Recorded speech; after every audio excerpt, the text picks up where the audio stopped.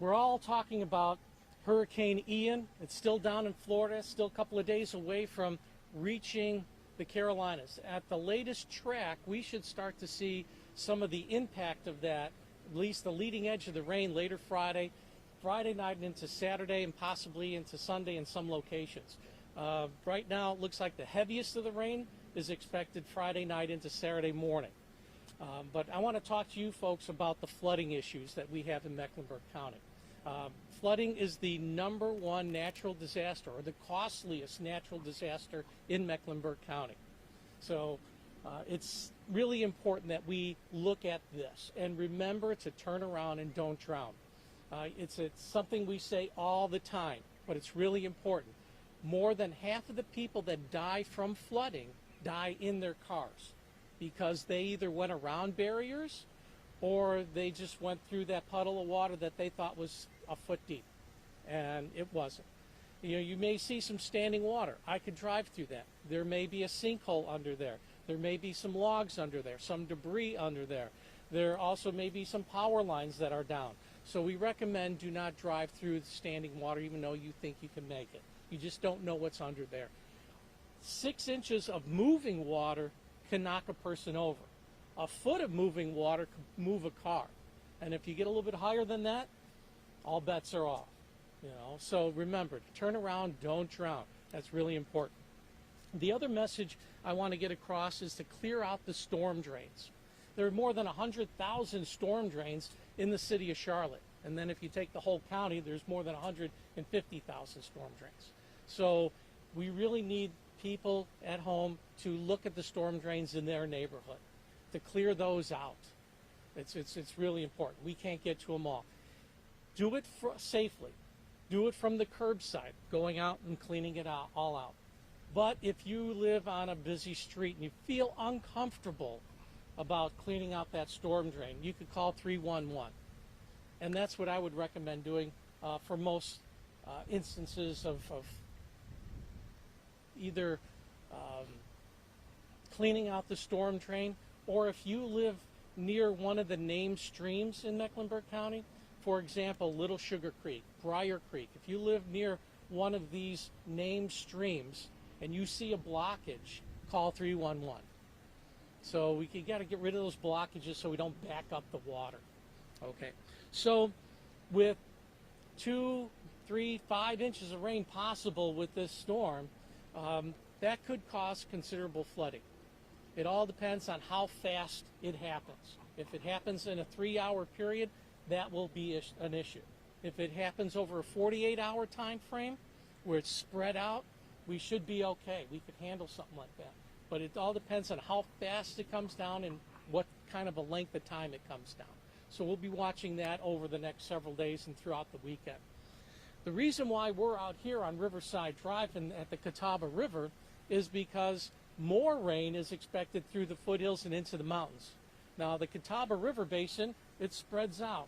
And so all the rain that falls up here is going to come down the Catawba River. So if you're looking at, say, 6 inches of rain throughout the foothills, all that water's got to come on down. And so while flash flooding would be the issue in Mecklenburg County, say on Briar Creek, Little Sugar Creek, they rise fast and then they fall fast once that rain stops. The Catawba River is a little bit different because it's taking water from upstream and bringing it down, that it may be a day or two before we start to see the higher water. So remember, even though the storm may have passed by later in the weekend, we could still see some high water here. So this may be an event that goes longer than when the rain stops. So that's what we'll be watching here on the Catawba. I looked at the website, Duke Energy website, and they have brought down the water on all the lakes, a little bit. But if you want to get a better idea of what their plans are, I would definitely give them a call. You news people, not the people at home, but you news folks, you may want to give them a call and see what their plan is, because I can't speak for them. But I did notice that on the website that the lake levels have come down a little bit. They're making some capacity to get that water storage. So we'll open it up to questions, and I'll start over here and we'll just work our way around. Yeah, so what main thoroughfares are the flooding in Mecklenburg County, and how should residents, if they're seeing if a road is shut down, where should they go to check? Oh, okay. There's a couple of things you could do. First of all, the first road that usually gets flooded is Addison Drive at McMullen Creek. Where the creek is and where the road is, it's maybe about a 5-foot difference. So once that water comes up really fast, there may be some flooding there. But we've always said wherever it rains, it can flood. And I say that because if you go back to, I want to say it was June or July, when we had some flooding in Matthews and Mint Hill, those folks were out of the floodplain. It's just that it came down too hard, too fast in a short period of time, and they saw flooding. So you don't actually have to be in the floodplain. So basically, any place can flood. So that answer your? Yeah, and if I want to see if my road is shut down or has flooding, is there a way that you can look that up? Or Okay, you could go to our website, stormwater.sharpneck.org, and there'll be a tab there, a little tile, and it'll say stream data information, I believe it says. Okay, and you could click on that, and it'll get you rainfall data. It'll say, and there's more than 70 rain gauges we have in Mecklenburg County, and it's all real time. So if you click on the one that's near your home, and you see it says 3 inches, that's what happened, you know. And then you go to the next tab next to it and go to stream gauge. And that has stream gauge information from across the county. And what there are sensors in the county. And so they detect how much water is above that sensor. And so that'll tell you if there's any flooding going on at that location. Thanks so much. Got a couple questions for you. Sure. The first one is, in 2019, there's no coincidence that you're holding this in this specific location, because in 2019 they had that historic flooding here. What have you seen happen along this street since then in terms of the houses and recovery efforts? I know you mentioned not all of them are owned by the same homeowners anymore, too. Yeah, there was a 2019 storm and there's a 2020 storm that flooded this area. And the property that we're standing on right now was bought out by the county. And the reason why we do the buyouts is by not having the building here, it can't flood. It's not here. So this building, say, that was here, we may have bought, and I don't know the exact number.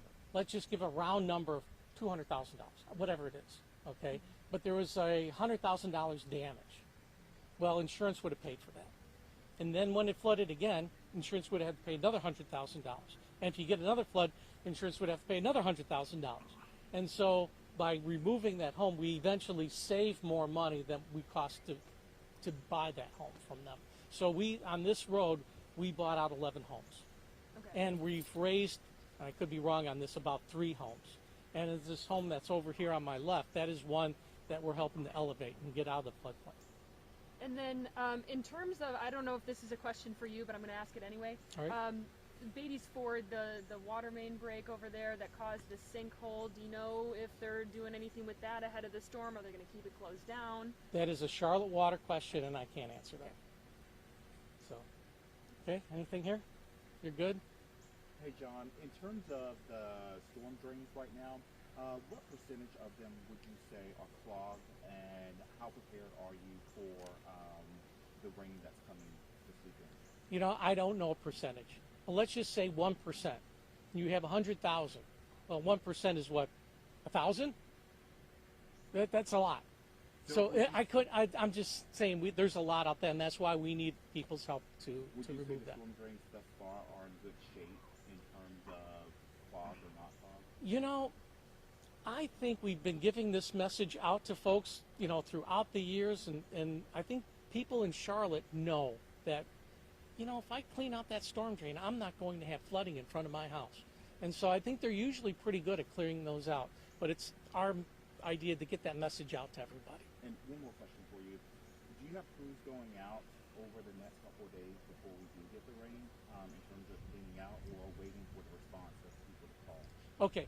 So when I talk about the creeks, we have in the county, we maintain the named creeks like Little Sugar, Briar Creek, McDowell Creek, and we have crews going out checking our typical hot spots where blockages occur. So that has been done yesterday, and I think they're doing that again today. And if they find a blockage, they'll remove it.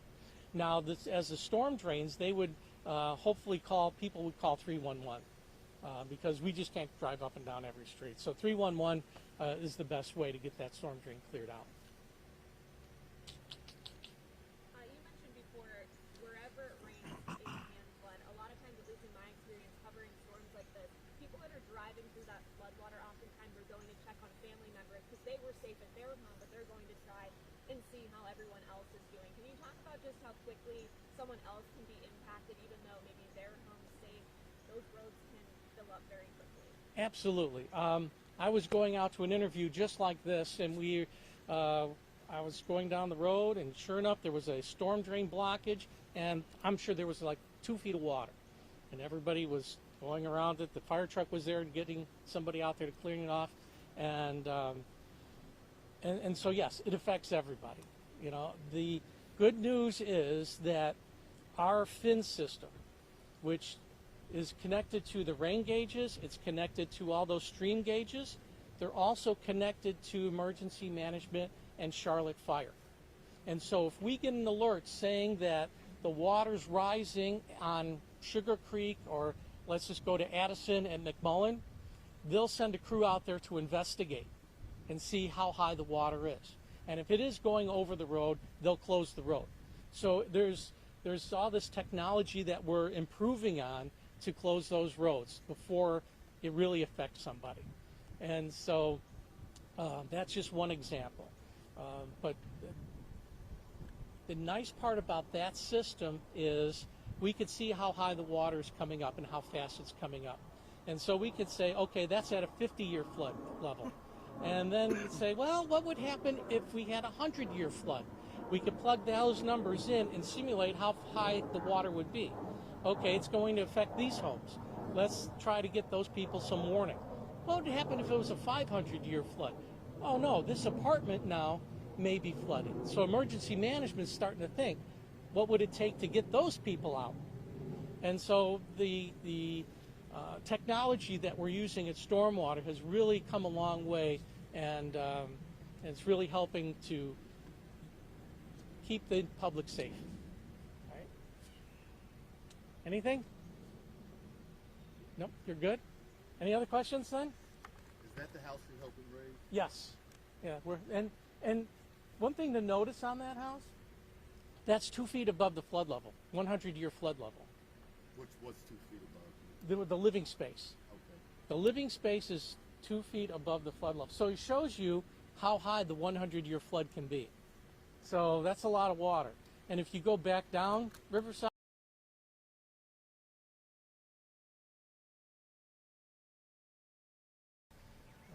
a lot of times people get that confused. But 1L.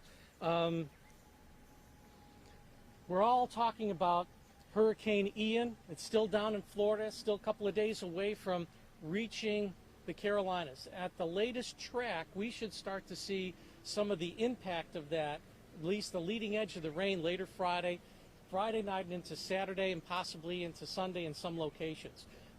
Right now, it looks like the heaviest of the rain is expected Friday night into Saturday morning. But I want to talk to you folks about the flooding issues that we have in Mecklenburg County. Flooding is the #1 natural disaster, or the costliest natural disaster in Mecklenburg County. So it's really important that we look at this and remember to turn around and don't drown. It's something we say all the time, but it's really important. More than half of the people that die from flooding die in their cars because they either went around barriers or they just went through that puddle of water that they thought was a foot deep, and it wasn't. You know, you may see some standing water. I could drive through that. There may be a sinkhole under there. There may be some logs under there, some debris under there. There also may be some power lines that are down. So we recommend do not drive through the standing water even though you think you can make it. You just don't know what's under there. 6 inches of moving water can knock a person over. A foot of moving water can move a car. And if you get a little bit higher than that, all bets are off. You know, so remember, turn around, don't drown. That's really important. The